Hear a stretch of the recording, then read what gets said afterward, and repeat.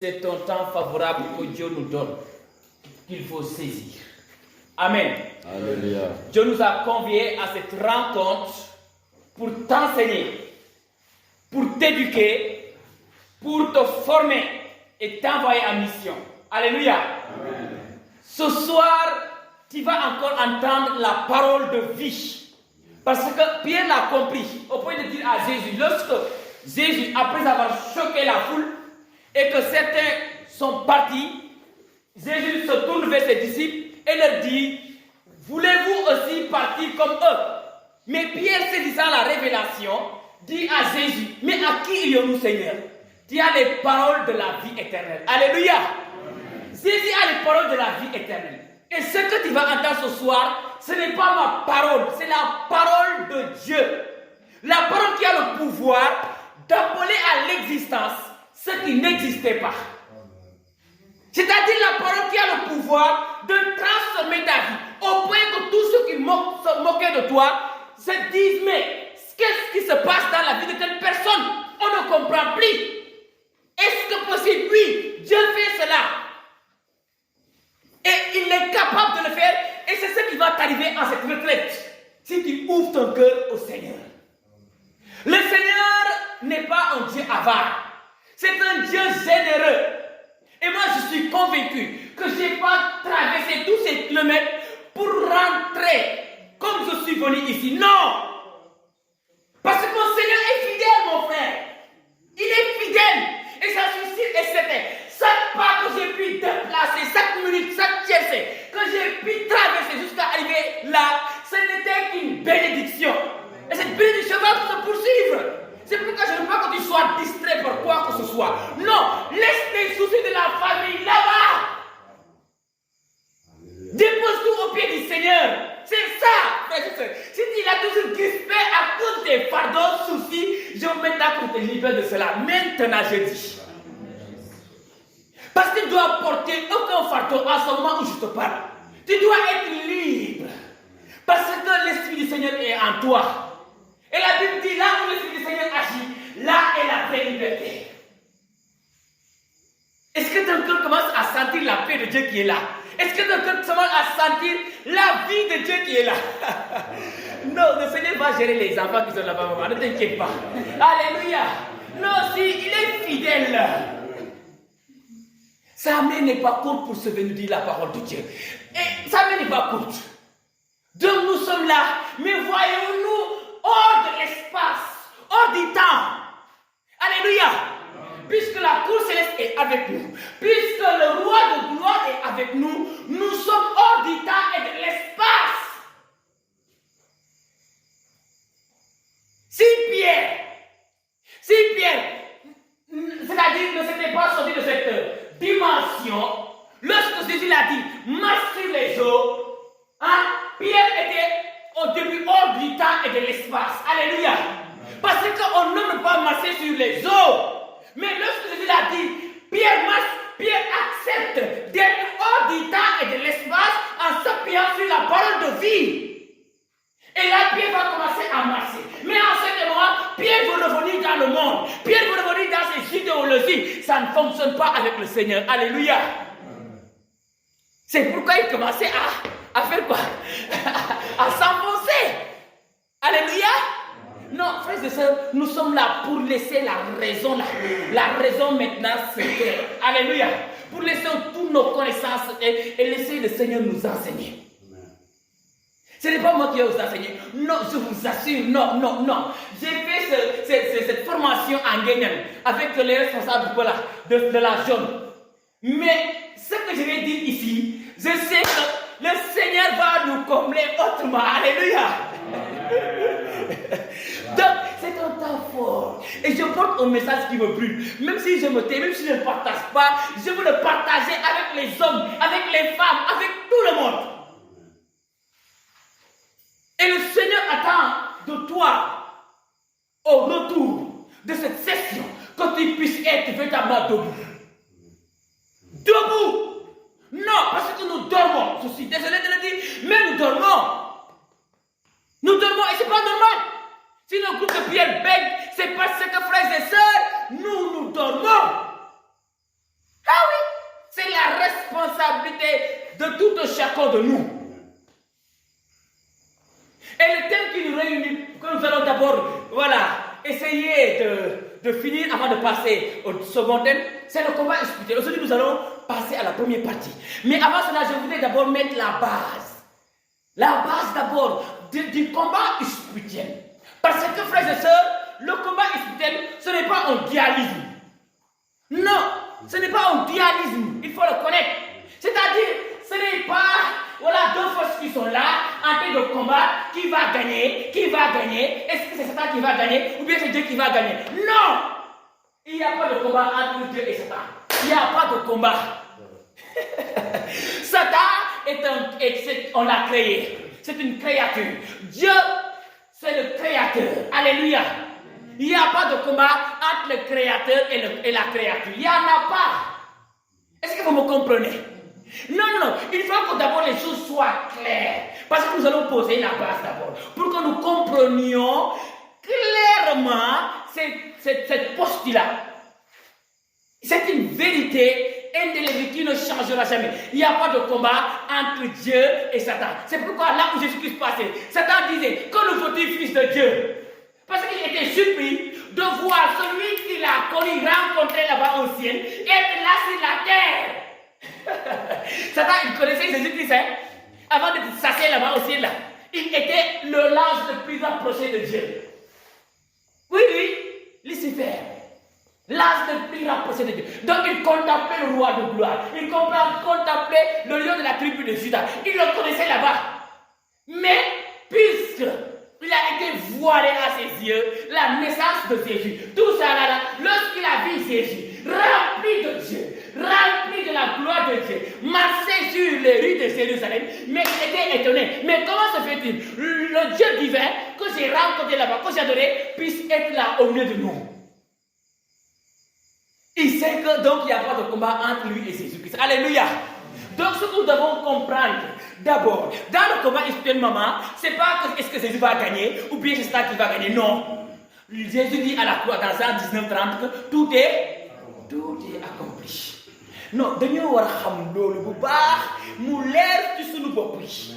Parce que je vais nous enseigner beaucoup de choses que souvent les membres du nouveau charismatique ignorent dans le combat spirituel.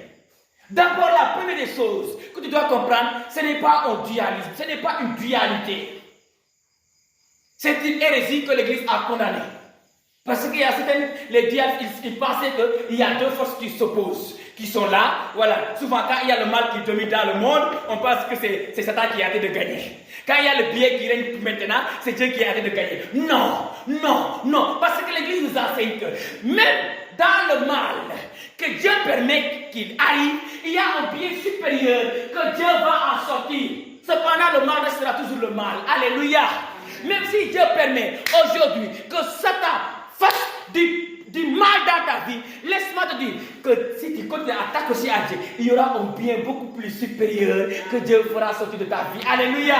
C'est comme ça, frères et sœurs. Et ça, c'est l'enseignement de l'Église. L'enseignement de l'Église est clair en ça. Job a vécu ça dans le combat spirituel. Dieu a permis que Job soit touché jusqu'à l'extrême. Mais ce qui s'est passé dans la vie de Job, Satan ignorait que, waouh, à travers cela, Job va connaître encore une dimension de gloire. Ses bénédictions étaient doublées. Alléluia. Il a retrouvé ses 7 enfants, ses frères et sœurs.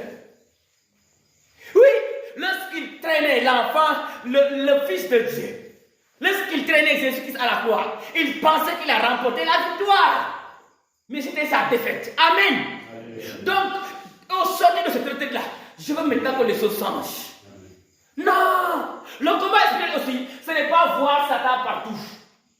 Première des choses, qu'est-ce que j'ai dit? Ce n'est pas un dualisme. Alléluia. Deuxième des choses, postulat que nous devons d'abord poser. Je vais aller avec vous pas à pas. Si vous ne comprenez pas, arrêtez-moi. Parce que des fois, on relève tout sur nous, deuxième des choses, ce n'est pas voir partout Satan. Non, la plus grande liste du diable, c'est quoi? C'est de voir partout Satan. Ah, si Amélie est notifié, si il a dit, hey, je te sers au nom de Jésus. Mais où est-ce là? Tu vas dire que c'est. du dara looy ragal nga gis fourmi nga tëj lépp mais fourmi fan la jaar au nom de Jésus soit le sang de Jésus quel sang de Jésus s'il te plaît non balaa ñuy ñibbi fii day leer nañ de maintenant si vous voulez continuer à la maison avec vos grimaces là il n'y a pas de souci Jésus sera avec vous quand vous avez dit le sang de Jésus sera avec vous mais il n'y a pas Satan là-bas il n'y a pas Satan. Donc la plus grande liste du diable, c'est de le voir partout ou bien de ignorer Satan existe. Parce qu'il y a même des hommes de l'église qui pensent que maintenant, non, le démon là, le démon agit jusqu'à présent. Alléluia. Mais il nous faut un discernement.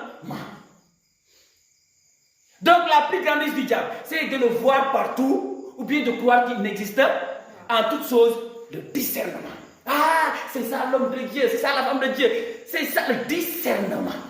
Et le discernement a besoin du recul dans la prière pour demander au Saint-Esprit qu'est-ce qui se passe ici, qu'est-ce que je dois faire. Réellement, je ne comprends pas. Ah oui, là, tu es en train d'interpeller le Seigneur. C'est ça le véritable combat spirituel. Alléluia. Amen. Donc, si nous comprenons ces deux hypothèses, ces deux postulats qui sont véritablement inchangeables, nous pourrons entrer tout doucement dans le but du sujet. Alléluia. Dieu veut que nous grandissions. Il n'est pas normal que le chrétien reste le bébé. Non, Dieu a déjà dépensé en toi tout le potentiel. Jésus dit, celui qui m'a vu a vu le Père. Moi et le Père, nous sommes un. Le chrétien aussi peut dire, celui qui m'a vu a vu Jésus. Moi et Jésus, nous sommes un. Et Paul a eu l'audace de le dire, ce n'est plus moi qui vis, Galates 2:20, c'est Christ qui vit en moi. Alléluia. Est-ce qu'aujourd'hui, chacun de nous peut oser dire cela? Ce n'est plus moi qui vis, c'est Christ qui vit en moi. Il y a un cantique qui le dit. Alléluia. Mais ça, il nous faut, frères et sœurs, de l'audace. Mais être sûr en toi, au plus profond de toi, que vraiment, c'est Christ qui est en moi. Ah oui. Ah oui. Et Paul qui a expérimenté le comment expliquer jusqu'à dire ça, il sait véritablement que c'est Christ maintenant qui vit en lui. Alléluia. Parce que lui qui ne connaissait pas l'amour, il peut maintenant dire aux hommes ce que c'est que l'amour.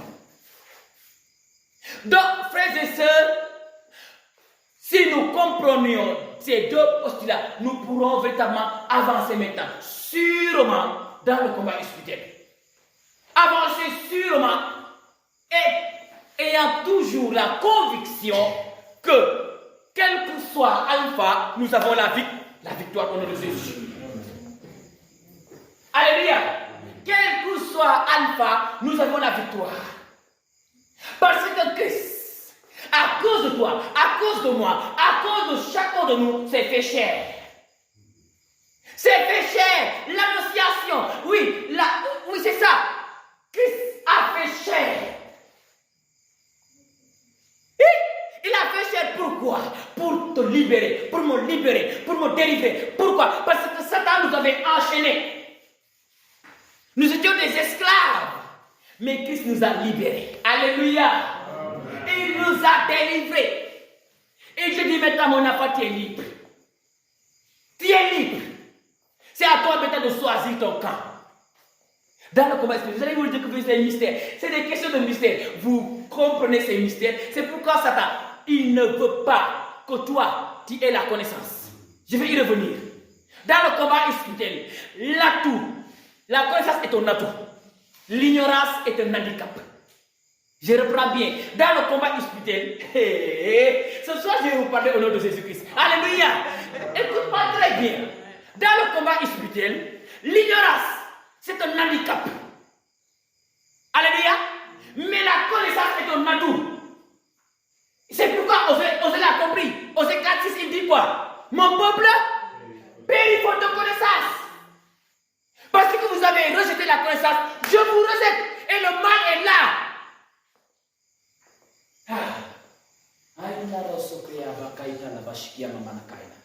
Frères et sœurs, nous voulons marcher dans la connaissance. Alléluia.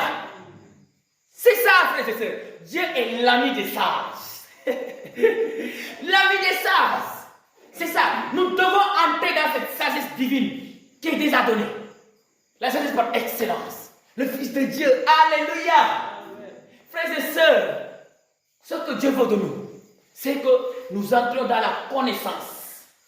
Dans la connaissance de sa parole. Amen. Et sa parole, il nous la dévoile par le Saint-Esprit, par ce contact avec lui. Il dit à ses disciples que tout ce que je vous ai enseigné là, quand le Saint-Esprit va venir là, il va vous le rappeler. Alléluia. Donc il y a besoin du Saint-Esprit pour entrer dans la connaissance, dans les mystères. C'est important, frères et sœurs. Nous devons grandir. Et première chose que tu dois connaître, qui va, en tout cas, prendre ma première partie de mon partage, c'est ton identité. Tu dois connaître ton identité. C'est la première des choses que j'ai partagées aujourd'hui. C'est la première partie. Alléluia. La deuxième partie, il y aura quelque chose que je vais encore dire. La troisième partie, il y aura quelque chose. Je vais terminer par une quatrième partie. Amen. Aujourd'hui, ce soir, après avoir posé les jalons du commerce spirituel, après avoir posé la base, tu dois maintenant connaître que tu es en Jésus-Christ. Si aujourd'hui je vous demandais que tu es en Jésus-Christ, est-ce que réellement peux-tu me confirmer que tu es? Nous allons prendre la parole dans Luc 4. Quelqu'un va me dire la parole dans Luc 4. Jésus au désert. Tu dois connaître ton identité en Jésus-Christ. Alléluia. Luc 4, à partir du verset 11 jusqu'au verset 13.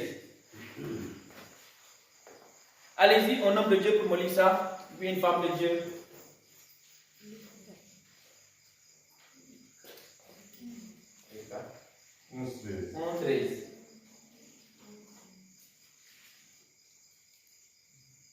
Et encore, Ils te porteront sur leurs mains. Luc 4, à partir du verset 1. Oui. Luc 4, à partir du verset 1. Oui. Jésus, rempli de l'Esprit Saint, revint du Jourdain et fut conduit par l'Esprit Saint dans le désert. Il y fut tenté par le diable pendant 40 jours. Alléluia. Il ne mangea rien durant ces jours-là. Et quand il fut passé, il eut faim. Le diable lui dit alors, si tu es le Fils de Dieu, ordonne à cette pierre de se changer en pain. Jésus lui répondit, l'Écriture déclare, l'homme ne vivra pas de pain seulement. Alléluia. Le diable l'amena plus haut, lui fit voir en un instant tous les royaumes de la terre et lui dit, je te donnerai toute cette puissance et la richesse de ces royaumes. Tout cela m'a été remis et je peux le donner à qui je veux. Si donc tu te mets à genoux devant moi, tout sera à toi. Jésus lui répondit, l'Écriture déclare, adore le Seigneur ton Dieu et ne rende culte qu'à lui seul. Le diable le conduisit ensuite à Jérusalem, le plaça au sommet du temple et lui dit, si tu es le Fils de Dieu, jette-toi d'ici en bas, car l'Écriture déclare, Dieu ordonnera à ses anges de te garder. Et encore, ils te porteront sur leurs mains pour éviter que ton pied ne heurte une pierre. Jésus lui répondit, l'Écriture déclare, ne mets pas à l'épreuve le Seigneur ton Dieu. Après avoir achevé de tenter Jésus de toutes les manières, le diable s'éloigna de lui jusqu'à une autre occasion. Alléluia. Amen. Alléluia. Ce qui se passe dans ce passage-là est vraiment énorme. Tout à l'heure, je vous ai dit que je vais nous aider c'est-à-dire à connaître davantage notre identité. Alléluia. À saisir qui nous sommes. Parce que la première chose que le diable va faire, d'abord, dans le combat spirituel, quand il va venir, il va essayer d'abord de semer le doute en toi. Oui, il va essayer de semer le doute. Ta maison, c'est ta maison. Alléluia. Le diable ne paye pas louage là-bas. Est-ce que c'est lui qui paye louage? Non.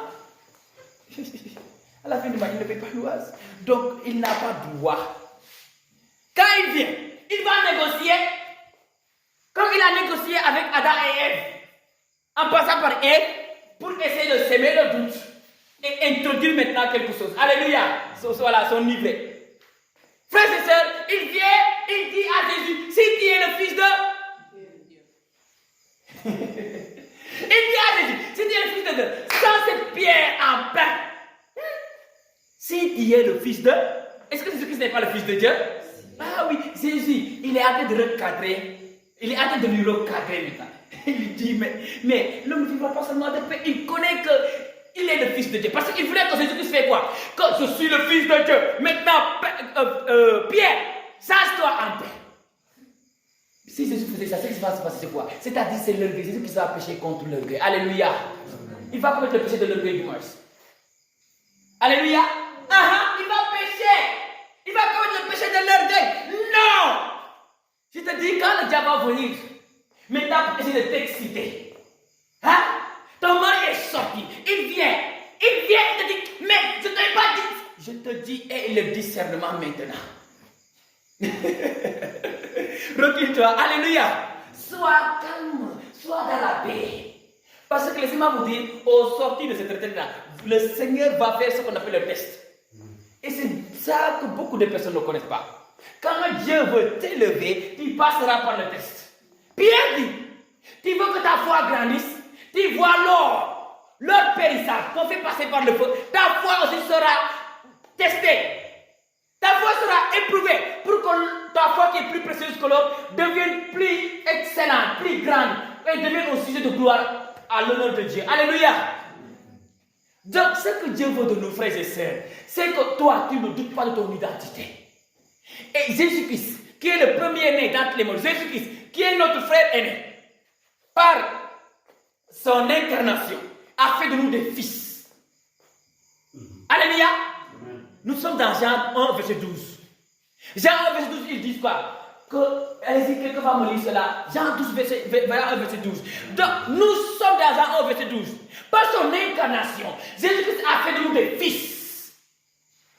Et souvent, oui, vous pouvez comprendre ces gens-là qui ne comprennent pas que pourquoi nous disons que nous sommes des enfants de Dieu, voilà, Dieu n'a pas un bien Dieu, Jésus est le Fils de Dieu. Ils ne comprennent pas. Alléluia. Nous sommes bien sûr des enfants de Dieu. Alléluia. Jean 1, verset 12, oui. Allez-y, si quelqu'un trouve qui lit ça. Cependant, Jean 1, verset 12, oui. Cependant, oui. certains leur aussi, et ont cru en lui. Il leur a donné le droit de devenir enfants de Dieu. Il leur a donné le droit allez-y, de devenir enfants de Dieu. Alléluia. À tous ceux qui l'ont reçu, à tous ceux qui l'ont accueilli. Dieu leur a donné le pouvoir de devenir enfants de Dieu. Cela, allez-y, tu continues. Ils ne sont pas devenus enfants de Dieu Oui. par une naissance naturelle. Non, c'est-à-dire, laissez-moi te dire, il faut que tu comprennes cela.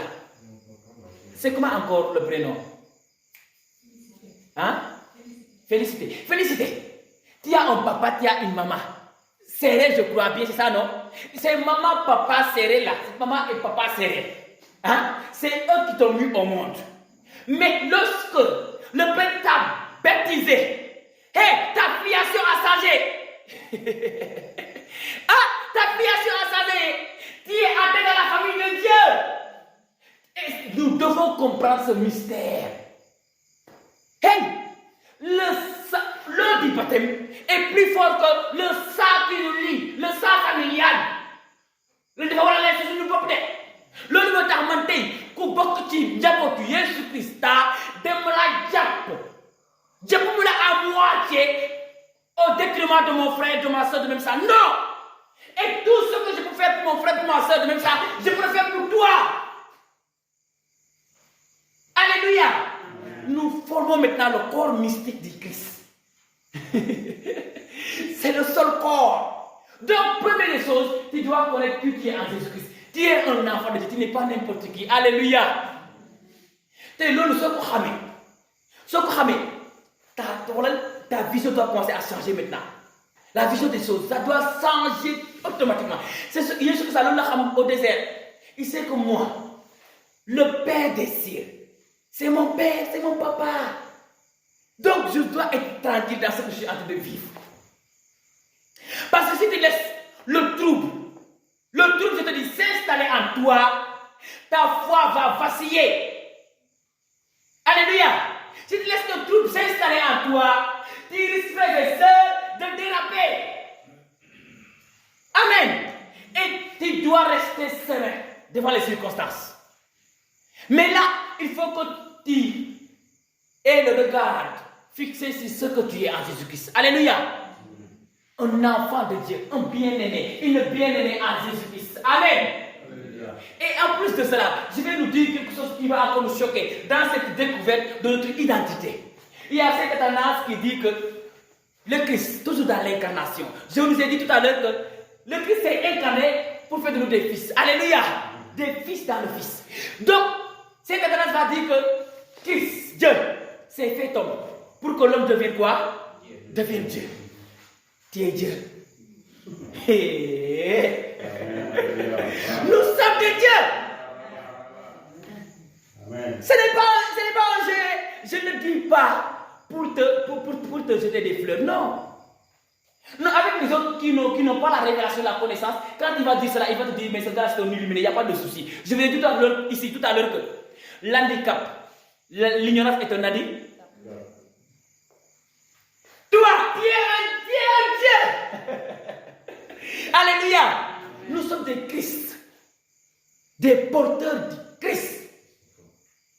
Et il y a un théologien suisse, je crois, un théologien suisse, qui dit que la même présence de la divinité qui était en Christ, c'est cette même qui est dans le baptisé.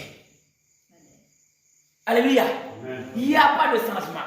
C'est-à-dire le Christ qui marchait il y a plus de 2000 ans sur les lignes de Jérusalem, qui portait le divin, qui est vrai Dieu et vrai homme. Cette même présence de la divinité qui est en Christ, qui est en Christ, et la même qui est en moi, qui est en chacun de nous. Il n'y a pas de changement. Cette même présence est en toi. Toi, tu portes le divin en toi. Comme Marie a porté le divin. Pendant 9 mois, nous aussi baptisés, nous portons le divin. Ça, c'est fort. Ce n'est pas un jeu. C'est fort, je nous dis. Le divin est en chacun de nous. Et Paul l'a compris. Dans 1 Corinthiens 3, verset 16, il dit quoi? Nous sommes le temple du Saint-Esprit. Ce n'est pas un jeu. Ce n'est pas un jeu. C'est de la vérité. Et le diable, il ne veut pas que tu connaisses tous ces mystères. Il ne veut pas que tu découvres ton véritable identité. Amen. Alléluia. Amen. Frères et sœurs, nous ne sommes pas n'importe qui. Nous ne sommes pas n'importe qui, frères et sœurs. Et je vais encore avancer tout de suite dans cette découverte de notre identité. Parce que nous devons savoir quand nous balaa ñuy avancer. Ce qu'on xamul doit avancer dans le combat spirituel. Et ce n'est pas normal. Alléluia. Donc j'ai cité qui? J'ai cité cette tendance, non? J'ai cité Jean 1, verset 12. Alléluia. J'ai parlé de Maurice Genel. Voilà, c'est ça, Maurice Genel, qui est le théologien suisse. Alléluia. Qui a dit cette phrase merveilleuse qui nous réconforte dans le combat spirituel. Alléluia. Nous portons le Christ. Christ vit en nous. Christ en moi, l'espérance de la gloire de Dieu. loolu mooy dégg bi frère. Loolu mooy dégg bi. Amen. Vous savez, frères et sœurs, l'homme est un grand mystère. Alléluia. Et je vais y revenir quand je vais toucher les âmes du combat spirituel. Concernant cette âme merveilleuse. Cette âme, je te dis que l'église même ne peut pas décrire. Cette âme que l'église même ne peut pas décrire. Je vais y revenir. Qui pose problème et qui posera problème jusqu'à la fin du monde. C'est là-bas au ciel que nous allons découvrir qui est véritablement cette âme. Alléluia. Ah oui. Elle pose problème. Elle continue à poser problème. À l'église, elle a posé un problème pendant des siècles. Je vais y revenir. C'est pourquoi je veux qu'on aille tout doucement. Tout doucement. mais yow di nga war a xam kan nga doon ci borom bi Yesu Christa loolu waroo ci dute de soo ci dutee di nga yaakaar ne le démon de votre village est plus puissant que toi ou bien est plus puissant que Jésus-Christ. C'est faux. yow doomu yàlla nga la te puisque tu es un enfant de Dieu, Dieu dit dans sa parole, il ordonne à ses anges de veiller sur ses enfants. Mais lu tax nga di baat boobu dégg la est-ce que yow gëm nga ko Paul souvent a l'habitude de dire cette parole est sûre et digne de confiance. Baat bi dafa wóor nekk loo xam ne dañ ci war a wala am xel ñaar dafa wóor baat boobu dafa wóor nañ alléluia yow ki nga doon dañ ko war a xam. Prenons encore Hébreux 1 verset 7. Nous allons encore découvrir qui nous sommes en Jésus-Christ parce que lii nii dafa war a leer ci suñu bopp bi.